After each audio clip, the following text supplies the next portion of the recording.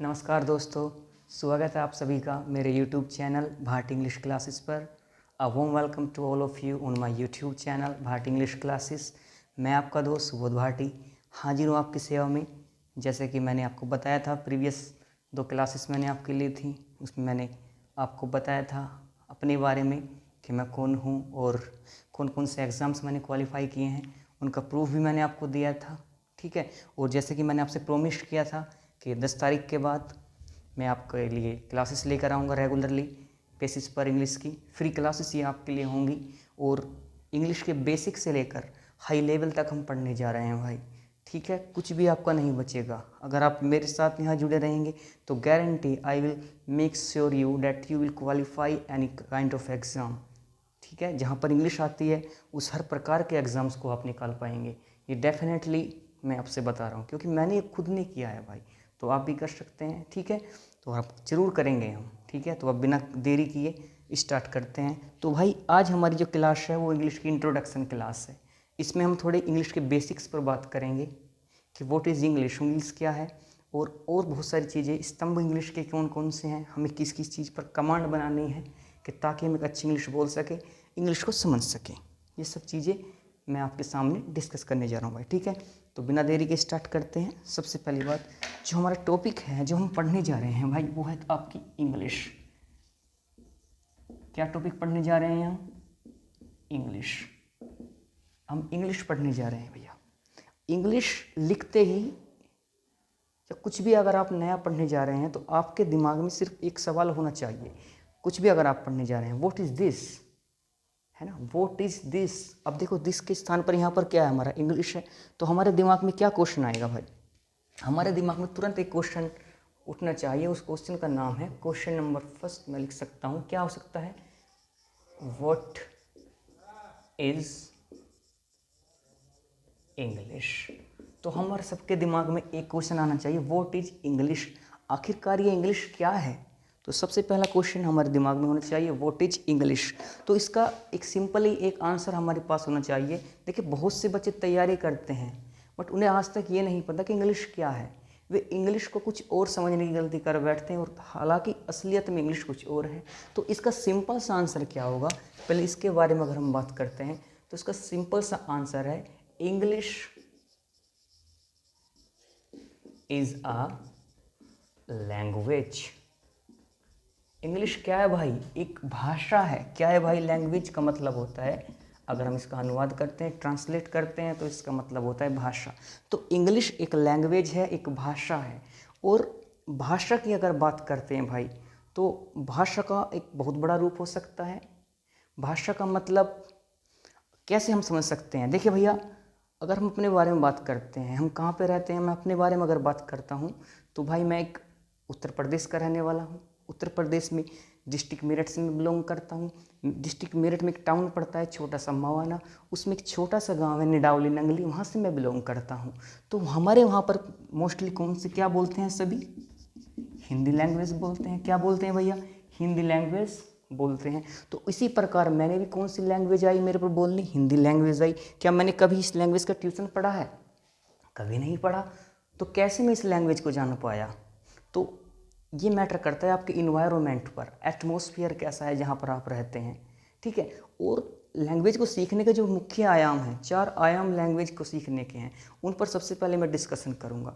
सबसे पहले बेटा, जब हम पैदा हुए थे तो हम क्या थे भाई? एक बच्चे थे। उस टाइम जब हम पैदा हुए थे, हमें इस संसार के बारे में कुछ मालूम नहीं था, कौन क्या है।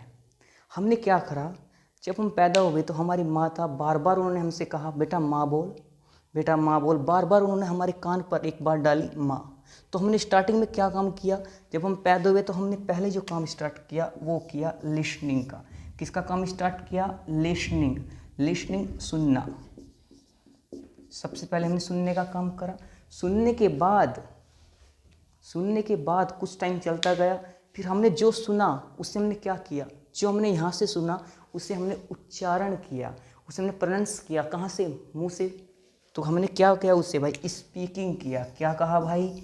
स्पीकिंग किया। स्पीकिंग का मतलब हो गया आपका बोलना। हमने स्पीक किया। जब हमने सबसे पहले सुना, उसके बाद हमने क्या किया बेटा? बोला। बोलने के बाद देखो बेटा, जब छोटा था मैं, या कोई भी आप भी छोटे थे, तो आपने माँ कहना सीखा, बट उस टाइम जब आपने माँ कहना सीखा या बोलना सीखा, आपको उसका मतलब नहीं पता था कि माँ कौन होती है। माँ मेरे हमारे डैडी हैं, हमारे फादर हैं, उनकी पत्नी होती है। क्या उस टाइम हमें पता था? नहीं पता था। बस इतना ही हम जानते थे कि हमने सुना माँ और फिर बोल दिया, उसे हम समझ नहीं पाते थे क्या होता है। उसके बाद हम कहाँ गए? स्कूल में गए। स्कूल में जाके मैंने इस वर्ड को लिखना सीखा। क्या किया? लिखना सीखा। तो लैंग्वेज का थर्ड आयाम क्या है हमारा? ये हमारा है राइटिंग। कौन सा है भाई? राइटिंग। इसे बोलते हैं हम लिखना। और वहीं पर हमें सिखाया गया कि माँ कौन होती है। माँ आपके पिता की पत्नी होती है। उसके बाद जब आपने लिख दिया, फिर आपने उस लिखी हुई चीज़ को समझा, तो मतलब अंडरस्टैंडिंग हम कह सकते हैं, या रीडिंग कह सकते हैं, जिसे हम बोलते हैं पढ़ना। बात समझ में आई? यहाँ जाकर 4 स्टेज से गुजरकर कोई लैंग्वेज हमारी समझ में आ गई। अब हम उस लैंग्वेज को बोल सकते हैं।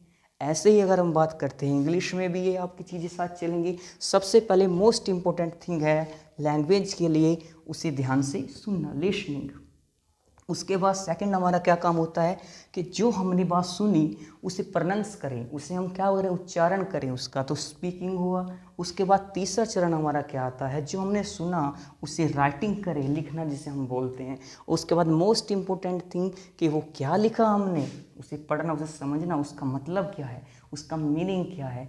ये सब मिलकर, 4 आयाम मिलकर एक किसी भी लैंग्वेज का निर्माण करते हैं। चाहे वो हिंदी हो, चाहे इंग्लिश हो, एक्सेट्रा, कुछ भी वो लैंग्वेज हो सकती है। तो ये 4 मुख्य आयाम हैं, इनसे हमें होकर गुजरना पड़ेगा भाई। इस चीज़ पर फोकस करेंगे हम जब इंग्लिश पढ़ेंगे। तो ये तो बात हुई इंग्लिश क्या है, व्हाट इज़ इंग्लिश। तो इंग्लिश एक लैंग्वेज है। लैंग्वेज के लिए ये आयामों से गुजरना बेहद ज़रूरी है अगर हम उसे सीखना चाहते हैं। इसके बाद आगे बढ़ते हैं, चीज़ों को देखते हैं ज़रा। चलिए, दूसरी बड़ी बात हमें सीखनी है यहाँ पर। अब हम ये तो हमें पता लग गया कि भाषा इंग्लिश क्या है, ठीक है। इसके बाद एक क्वेश्चन हमारे दिमाग में आता है कि भाषा तो और भी बहुत सारी हैं सर। हमारे देश में ही 100 से ज़्यादा भाषाएं बोली जाती हैं, जिसमें से 22 लैंग्वेज जो हमारे क्या उनको संविधान में जगह भी दी गई है, आप जानते होंगे। तो फिर इंग्लिश को ही क्यों पढ़ें? उन भाषाओं को हम क्यों नहीं पढ़ते? ये भी इम्पोर्टेंट बात आपके दिमाग में होनी चाहिए। Why English? Why English? English ही क्यों? और भाषाएं क्यों नहीं जानना चाहते हम? देखिए, इंग्लिश के बारे में अगर हम बात करें, ये बेटा एक स्टाइलिश लैंग्वेज है, इंटरनेशनल लैंग्वेज है भाई ये, ठीक है। अगर आप पर इंग्लिश अच्छे से आती है, ठीक है, तो इसका एक बहुत बड़ा इम्पैक्ट पड़ता है आपके लाइफ पर। और आने वाले समय में आप देख रहे हैं जिस तरह से माहौल चल रहा है, आपके मोबाइल सब वगैरह किस में इंग्लिश लैंग्वेज में मोस्टली होते हैं। फिल्मों में भी 40% से अबाव इंग्लिश का यूज हो रहा है। तो कहीं ना कहीं हमारा जीवन इंग्लिश में ढल चुका है। और दूसरी बड़ी बात, अगर आप किसी ऑफिसर लाइन जॉब की तैयारी करते हैं, तो वहाँ पर आपका जो एडमिनिस्ट्रेटिव का काम होता है, जब आप सिलेक्ट होते हैं एज अ ऑफिसर कहीं भी, किसी विभाग में भी, किसी डिपार्टमेंट में भी, तो वहाँ आपको इंग्लिश में ही डील करना होता है पब्लिक के साथ। तो इंग्लिश का इसलिए हमारे जीवन पर बहुत महत्वपूर्ण प्रभाव पड़ता है। इसलिए ही हमारा जो एग्ज़ाम होता है उसमें इंग्लिश लैंग्वेज के बारे में हमसे क्वेश्चन पूछे जाते हैं, ठीक है, जिसकी हमें ज़रूरत पड़ती है आगे जाकर। इसलिए हम इंग्लिश को कंपलसरी और इम्पोर्टेंट मान के चलते हैं। तो हमारे 2 क्वेश्चन इम्पोर्टेंट हमारे समझ में आए। सबसे पहला क्वेश्चन, व्हाट इज इंग्लिश। उसके बाद हमने जाना वाई इंग्लिश, इंग्लिश क्यों, ठीक है। इसके बाद हम आगे बढ़ते हैं। अब ये तो बात हुई भाई इंग्लिश के बारे में, भाषा के बारे में हमने जाना, किसी भाषा को कैसे सीख सकते हैं। अब आगे हम बढ़ेंगे। अगली जो इम्पोर्टेंट चीज़ होती है वो है स्तंभ। कोई भी चीज़ किसी ना किसी चीज़ पर टिकी हुई है, ठीक है। जैसे कोई आप मकान बनाते हैं तो उसकी रूट्स होती हैं, उनकी नींव होती है, हम अच्छी होती है तो मकान अच्छा बनता है। हर चीज़ का एक बेसिक होता है।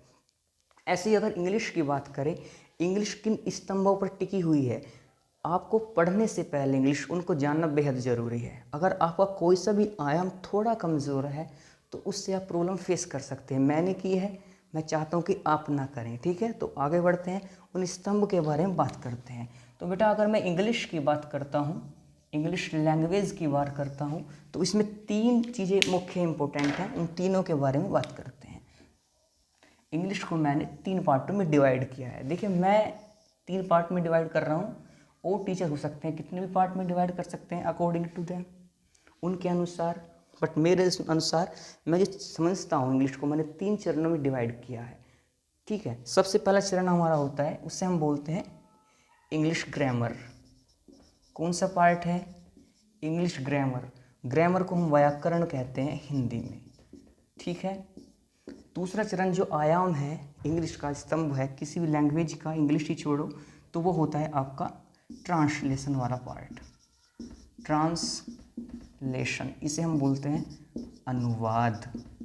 ये एक इम्पोर्टेंट पार्ट है, इसके बारे में भी डिस्कस करेंगे। तीसरा इम्पोर्टेंट पार्ट होता है, वो होता है वोकैब।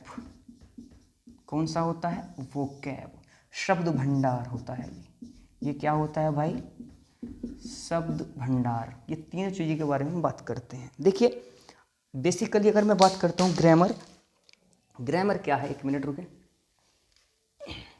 तो ग्रामर के बारे में अगर बात करते हैं तो ग्रामर में हम क्या करते हैं, व्याकरण हमें सिखाती है किसी भी लैंग्वेज में हमें अकॉर्डिंग टू सिचुएशन क्या यूज़ करना है, हमें क्या हेल्पिंग वर्ब यूज़ करनी है, हमें क्या वर्ब लगानी है। जितने भी हमारे नियम हैं, जितने भी नियम होते हैं, हम वो किस में पढ़ते हैं भाई? ग्रामर के पार्ट में पढ़ते हैं। उस नियम को अप्लाई करना किस में करते हैं? वो ट्रांसलेशन वाला पोर्शन होता है। हम कौन सी लैंग्वेज बोलते हैं? हम हिंदी बोलते हैं। और मैं आपको कौन सी लैंग्वेज सिखा रहा हूँ? इंग्लिश सिखा रहा हूँ। अगर आप इन दोनों लैंग्वेज में क्या है बेटा? निपुण हैं। अगर आप इन दोनों लैंग्वेज में अगर आप अडेप्ट हैं तो फिर आपको प्रॉब्लम नहीं है। अगर आप हिंदी से इंग्लिश समझ सकते हैं, इंग्लिश को हिंदी समझ सकते हैं, तो फिर आपको कोई प्रॉब्लम नहीं है। ये सब सिखाता है आपको ट्रांसलेशन वाला पोर्शन। और सबसे जो इम्पोर्टेंट पार्ट आपका है वो है वोकैबुलरी। देखिए इसके बिना ये दोनों बेकार हैं। कैसे बेकार हैं? देखिए हम हिंदी बोलते हैं, और अगर हिंदी में ही मेरे पास शब्द ना हो, ठीक है, मुझे पता है ये क्या है, मैं जानता हूँ सिम मार कर बोलते हैं, अगर मुझे पता ही नहीं है इसे क्या बोलते हैं, हमें वोकैब ही नहीं पता है, तो हम क्या लैंग्वेज बोल सकते हैं? क्या नहीं बोल सकते? तो इम्पोर्टेंट पार्ट वोकैबुलरी बहुत इंपॉर्टेंट पार्ट है।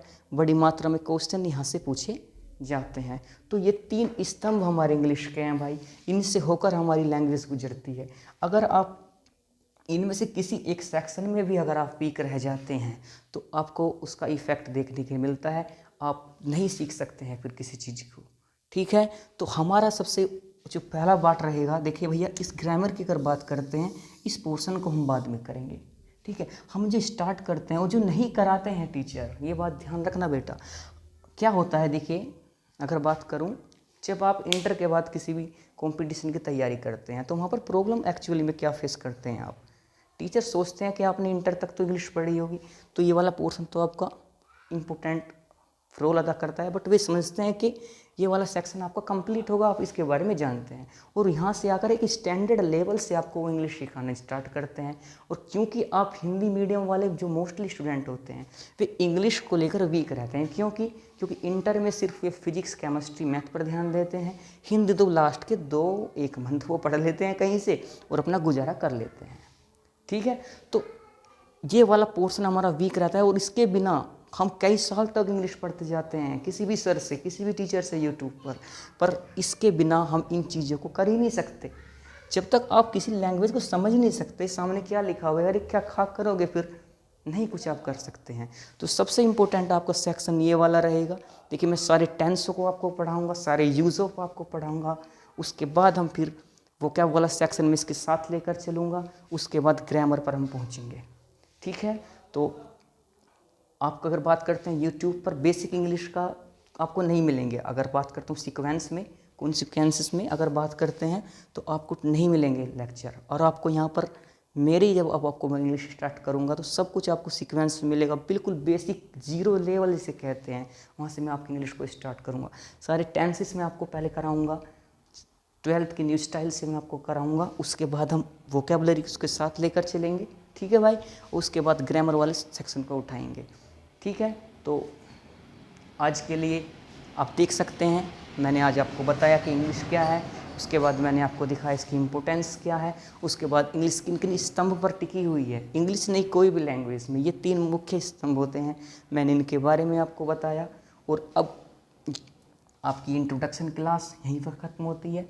ठीक है, अगले सेशन में जब हम मिलेंगे, कल जब मैं आपसे मिलूंगा, मुलाकात करूंगा, तो कल से हम स्टार्ट करेंगे अपना ट्रांसलेशन ऑफ ओशन, इसके बारे में समझेंगे और वहाँ से अपनी चीज़ों को आगे बढ़ाते चले जाएंगे। तो उम्मीद करता हूँ आपको आज का सेशन पसंद आया होगा।